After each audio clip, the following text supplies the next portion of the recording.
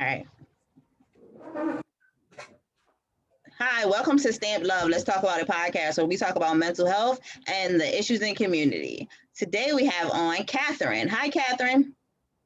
Hey everyone, how you doing? I'm so happy to be on Stamp Love. Hey, good afternoon on this beautiful Saturday afternoon.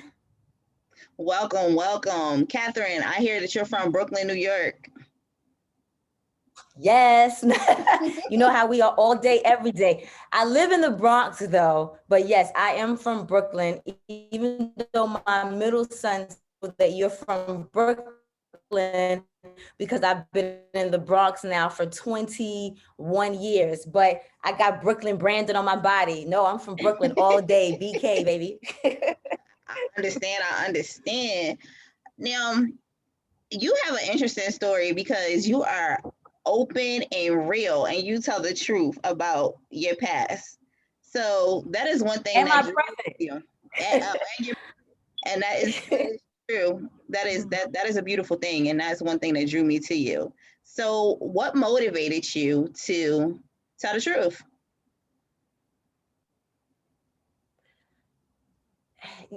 No matter how many times I get asked that question, I don't know why there's still a pause before answering. But what made me finally, I guess, tell the truth was being honest with myself and accepting what my purpose was. I knew what my ability was, but I hadn't come into my purpose. And since I hadn't come into my purpose, everything that I was attempting to do was only helping and assisting others. It wasn't helping and building myself. So once I realized that in order for me to, get what I truly wanted, I had to surrender to what the creator gifted me with. And that was being a truth teller, and more of a truth teller of my own pain, but being a truth teller of our pain as a people. That is a beautiful thing, and a lot of people wouldn't have that that that I don't even know what to call it. The goal and the ability and the confidence, because it takes confidence to do that. Well, it takes confidence, but it also takes surrender You're right. and listening to that third eye or that gut within us all that's always behind us, or whispering of telling us what we need to do or what we should do or benefit us, but we don't listen because we're so distracted, or we're so bogged down, or we're just tired to our inner being that's telling us to come into our be enslaved. That's a part of keeping us in bondage, not allowing us to breathe, to even be okay with sharing the truth. I think all of us would be okay with it, but who has the time? Right. And that's part of oppression and the systematic things that we talk about often. But Yes. to be able to find your truth and be able to share your truth within your struggle, and you share your struggle. I seen a video where you were talking about actually being on welfare and the challenges you had being off and on welfare, and trying to make it happen through life, like many of us. But you were able to share it. A lot of people don't share it. So within that, it takes Most of us. inner work. Right. It takes a lot of inner work. Like mental illness. Yes. So Right. tell me your experience with mental illness since you brought it up. Well, my experience with mental illness is twofold. One, directly myself, because I wouldn't say that I personally suffer from mental illness, but I will say that I do have spouts of depression, which I think is extensions of mental illness, because we're not allowed in the illness to have the treatment to assist in adapting or fixing or eliminating the illness. So my when I get into my sprout of depression, I'm relieved that I know what it is, which I think is one of the blessings of this conversation that we now have around mental illness, because now it allows you to kind of maybe see a little bit of where you might fall into that and recognize it and be okay that for that moment you're in it. It's not a good feeling, but I know that I'm in it. And then I know that eventually, whether it takes a day or a week, I'll be out of it, you know? And I have the support of my family and my village that even if you're not talking to me at the moment, because I don't want to talk to you, I have your prayers because you know that I'm going through it for the moment. So that's been helpful of addressing and dealing with it when it comes. And then as a parent, you know, recently my middle son just graduated from college. Yeah. Okay, we just got his degree in the mail literally last night. He just graduated. He just got his bachelor's degree, and this was December. In December, he got his degree. January, he got an apartment on his own with two of his college friends, Midtown Manhattan, not cheap, not in the hood, not needing any type of credit report or anything from his parents. We didn't have to co-sign, we didn't have to give a deposit, nothing. All on his own. Also got a job where he got his fellowship that starts in June for 3 years for middle school that he'll be teaching in the Bronx. And now he has his fellowship taken care of where he'll get his master's. However, you see all the things I did, as all the wonderful. Mm-hmm. In May of 2020, on Mother's Day, we had a crisis.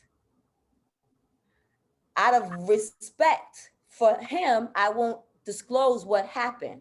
But what happened was severe enough that he needs therapy. Now, this happened in May. He graduated college, he got an apartment, he got a job. Has he gotten therapy? No. So this is now my problem in our community where we are having the conversation, but we're still enforcing all of the pretty things, the job, the apartment, the degree, but we're not attacking or pressuring him to go to therapy, because with all these accolades and all these beautiful things, if you don't take care of your mental health, you're gonna freaking blow up at somebody or yourself, Yes. because you're not dealing with your inner stuff, because you're taking care of all the surface, all of them, the what looks good. Yes. And so I speak from a place that I'm going through so that it resonates, that I'm not preaching to people telling you what you should do. No, I'm preaching because guess what? I'm there with you. I'm in it with you. As wonderful as my children are, as wonderful as my life is, guess what? I still have challenges. I still have tests. Satan is still knocking on my door more than he knocking on your door, because I am living righteously. So because I'm being attacked even more is even why it's more important for the mental illness component to be dealt with, because that's just another tactic to keep me enslaved from enjoying my life and being happy with this gift that God has given me called life. I'm sorry. No, please don't apologize, because I understand as a parent, as a mother of two African American sons. We have this fear that is normal. Our anxiety is normal over our sons, and we don't really speak on that either. Like we don't really talk about how oppression affects us mentally, and we need to have open conversations about that. And then we need to talk about how we are going to heal our sons and heal our men, so that they can be men and they can lead us, and we can be families again, and we can Yes, heal. That's what this is all about. So I agree with you totally. Recently, not to put my child's business out there, but he did decide to talk to a therapist. So I thought that was a great thing. So I hope your son gets there though. I know and I understand oh, that. he will. He will. Yeah, I'm going over there tomorrow to cook dinner, and I'm gonna be in his face again. it's a journey. because, It is. because that's what you have to do. You know, you can't give up just because they're not moving at the pace that you want them to move at. We don't move at the pace that God wants us to move, but he doesn't give up on us. Every day, every moment, every minute is a new opportunity. So as a parent, my job is not to live his life. My job is to guide him. So my job is just to be on him and help him through the process. If he takes it, he takes it. If he doesn't, he doesn't. All I could do is put him in prayer and give him the tools that I wasn't given, so he can make better decisions. Yeah, and I think some of that is about when you talk about the third eye, I'm actually being able to tap into yourself and being able to heal yourself, because we don't give that credit. We don't give that internal time. We don't give it credit. A lot of us are on the go like 24/7. So we don't take time to actually sit with self. And that is where our healing actually takes place. You can talk to a therapist. You talk to a therapist for what, 45 minutes. And the cognitions that they give you in your brain, they help you. But at the same time, because I'm for therapy, but at the same time, we need to talk to our kids about being able to tap in itself when when it's not available. Because the truth of the matter is, all insurances don't cover therapy, and we need to learn how to survive. Oh, yeah, we need to learn how to survive. We need to learn how to survive all the way, all around, in every area. Amen. So we need to talk. We need to have open conversations in the hood about kids meditating and being able to tap into self and prayer, and where prayer and meditation go hand in hand, because people. But we also have to lead by example. Mm-hmm. You know, our children repeat what they see more than what they hear. So we have to, start the healing within ourselves as parents. One of the reasons why I started my journey and the show that I have right now called I Am You is because I was watching a documentary on the life of Nina Simone. And I, like most of us, was so impressed by her activism work and her music ability instrument with her activism work. But at home, she was not the most pleasant mother. She was actually a horrible and not present mother. And it made me start to think about, how active can we be in these streets? If we're not taking care of the most important people, which is those in our home that we are instilling with. Those are our first examples, our first soldiers that are going out in the field. So, it made me more invested in my children, outside of just I'm their mom, outside of, giving you your 3 meals a day, and 3 meals a day like it's prison, you know what I mean? Giving, just the regimen, you know what I mean? It means more because it's actually saving their life, saving their life, to give them the tools that we weren't given, because we finally have to be in a place that we break the genocide of slavery, of warfare that's been put upon people, not Black people, put upon people, to keep them, or to keep us from coming into ourselves and coming into our fullness, understanding our ability. Because yes, like you said, we all can't afford therapy, but if we all begin to communicate, we realize that we all have the power within ourselves. But the work is involved, because the scriptures tell us that faith without works is dead. So we can't just talk it out. We have to put what we talk and what we learn into action. But again, because they're our children and they're only at a certain place in their life, it is our responsibility, as it is for us to teach each other as adults, it is our responsibility now to communicate with our children and give them the real. And so many of us don't do that because we haven't learned to communicate even with each other as peers, partners, and friends. So we definitely haven't learned to communicate with our children, because a lot of us don't even want to know what our children are doing. I talked to my daughter who's 17 about, I asked her about, did she lose her virginity yet? Because she has a boyfriend. And she says to me, why would you want to know? Like, what's that going to do for you? You know what I'm saying? Why, how is that going to help you to know if I'm having sex or not? And I said, with my stomach tight and me sick and want to throw up and hurl, but maybe I can help you through the process. Maybe I could just be there for you as you're going through this. And she's like, really? Do you really want to help me? Do you really want to, see me in that position? Like, do you really? And of course I'm like, no, I don't. But I do, because guess what? I didn't have my first orgasm until I was 32 years old. And that's not the first time I had sex. And when you start having sex, no, I don't want you. I don't want to know you're having sex, but I also don't want you to cheat yourself once you start having sex because you don't know what an orgasm is because I was too afraid to talk to you because I didn't want to think about you having sex. But I also don't want you to have sex and not have sex. Right. Right. And that's another conversation that we should get more comfortable with, even though it is weird. Is the erotic self. We really don't talk about the erotic self, and there is healing that can be done within the erotic self and having honest and open conversations about what makes you happy, and especially as women. It's a lot of women that still lay there and they not getting what they need.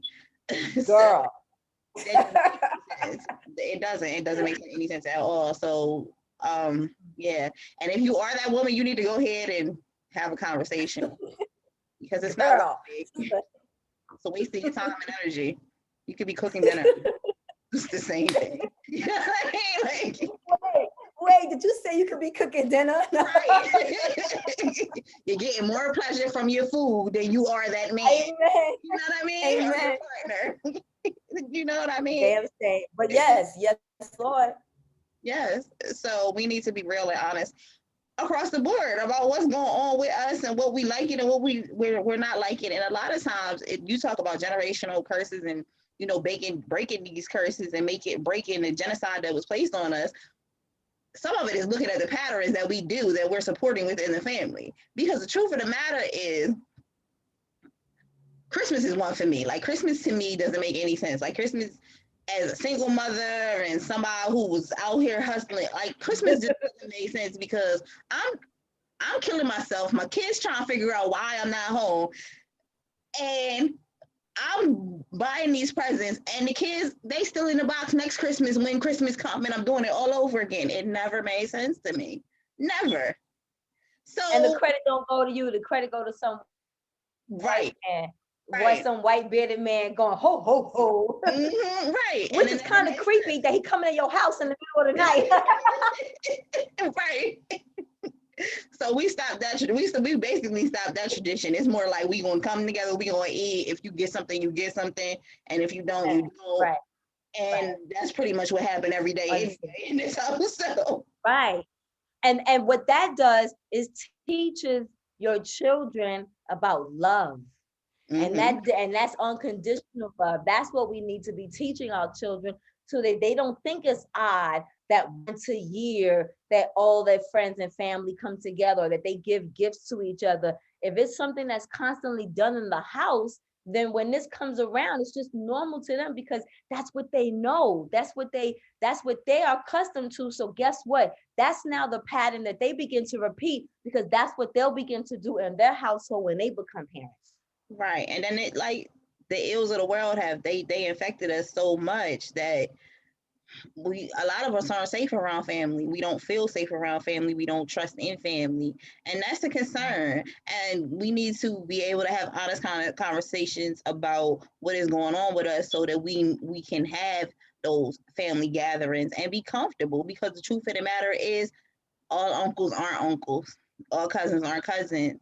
And all aunts aren't aunts. And if you're not showing up as a aunt, a cousin, or uncle, or whatever your position is supposed to be, or loving me, then you aren't family. And we need to understand that. And we need to put boundaries on that because healthy boundaries is healthy, and unhealthy boundaries is unhealthy. I mean, it's unhealthy. But right. Right. But so we need to heal it. We need to heal it, and we need to work on it as family. And we need to create what family looks like. Somebody, I had invited somebody on the podcast and they said, I don't have family. And I said, yes, you do. You got family because you create your own family. You create who your family is. I had to realize that myself a few years ago because I grew up in a huge family. And at the age of about 17, 18, I lost the relationship with my family.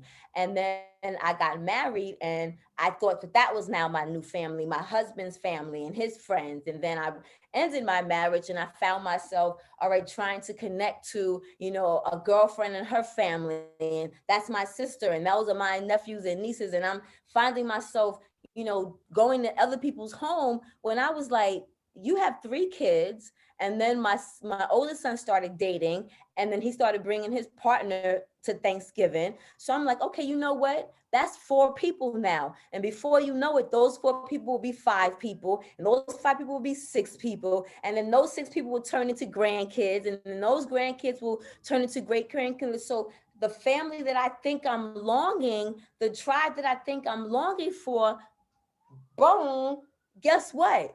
You have it right here within yourself. So I make sure that that's why I'm going over my son's apartment tomorrow to cook dinner for him. You know what I mean? Because I'm not waiting for you just to come over or come home, because that might not happen. You 22-year-old, just got out of college, got a little girlfriend, you living a life. So if I want to see you or be an impact to you, I have to also make and put the effort that I'm going to come over here and I'm going to make dinner for you, because I want you to see that this family is important and it values to me. But I got to show you what that looks like, so that you too now can keep doing that when you become a father, and look for that in a wife. Yes. Look for that in a partner when you're looking for someone, so that you know that things that you're doing, you can be evenly yoked with your partner, because you got a wife who's going to do the same thing. My daughter knows she got a husband who's going to do the same thing, because they already have a reference when they grew up, something to see. Right. And it needs to be healthy relationships, because that's how kids get into healthy relationships. And I think that, like, to me, that is something that sticks out in the middle of that conversation, because just to say you my family doesn't mean you love me. It doesn't come automatically. So and we need to acknowledge that and be real and honest And with just because you family don't mean I have to like you. Don't mean I hmm even like you. right. You know what I mean? But loving you and liking you and knowing you are 3 different things. And with communication, I can now make those decisions, whether I love you, I can do that unconditionally. Don't mean I like you, but also means that I could be honest that Uncle Pope over there might be a little pervy, or Aunt Felicia might be a little too aggressive, and I can make a decision that I'm not going to her house. You know what I'm saying? Right. That I'm Right. not sitting on his lap. Right. Right. And we need to have those conversations. And if your kids feel that way, you need to respect it. And I feel that way even about doctors. If your doctor's like, if your kid is like, they're not examining me. Okay. No problem. No problem. We're Yes. walking out this room right now. We're going to honor your intuition and your spirit, because we all are born with Yes. spirits. And you need to honor Mhm. that child's spirit, because there's the Yep. most, they're the most pure. Mhm. They ain't been affected about all this outside. So we got to give it to them. The kids Yes. gonna lead us. They gonna lead us. I'm Yes. a Mhm. true believer in that. Yeah. I believe that. I believe that. And I'm okay with that, because the young people that I've met, I'm impressed with.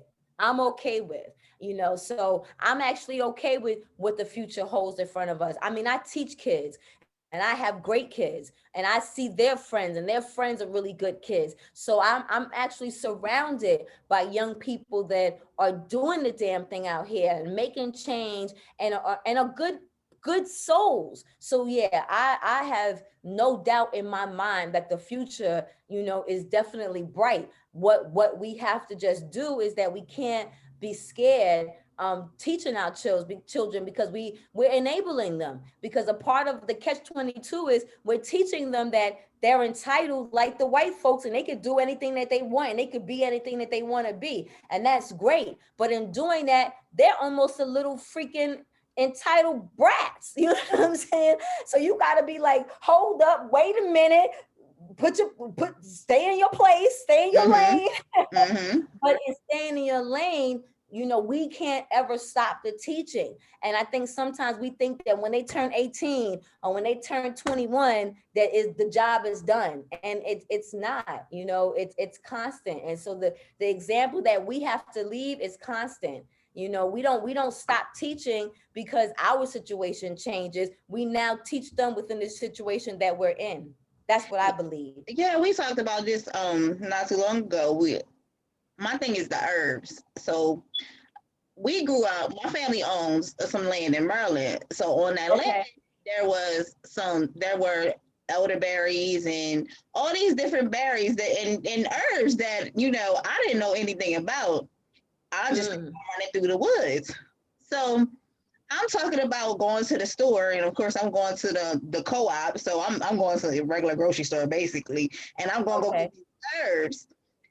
And I'm telling my family, I'm like, yeah, I got me some elderberry. I'm gonna make me some elderberry tea. I'm gonna make me some dandelion tea. And I think I'm telling them something and I'm teaching them something. They're like, no, honey, no. And I'm like, so you telling me my grandpa had the secrets? He had the secrets. And then tell me I'm thinking I'm doing something new, right? Mhm.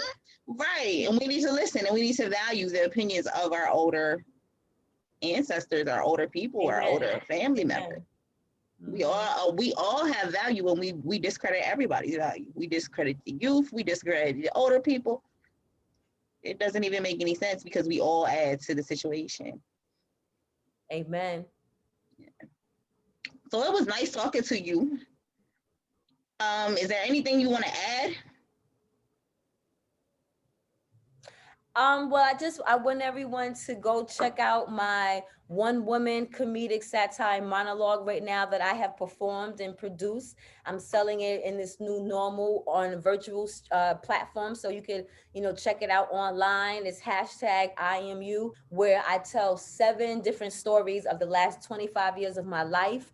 And those stories I feel are reflections of stories that you and I both share. Maybe not the exact stories, but stories that will resonate with you, that you'll be like, oh, wow, that happened to you. And maybe it will begin to peel away some of the shame that comes with some of these things that happen with us throughout life, so that the shame can now allow us to release it and really be authentic when it comes to loving each other, loving our children, and loving ourselves. Because at the end of the day, it's really about self-preservation. You got to love yourself. And in order to love yourself, you have to take the time to take care of yourself. That is your mental awareness. That is the love that you give and treat yourself. That is what you put in your body. That is how you dress up and how you create the space in your home. Everything matters. And in order for you to understand that, then sometimes you need examples. And I'm here to be an example. So check out my show. You can Google me at Miss Kitty Rose 1, the Kitty Rose lifestyle. I mean, I've been around for a minute, Minister Cat, but check out I Am You, please. You will not be disappointed. I guarantee you. Well, she just stamped us with love. So y'all have a good one. Stamp.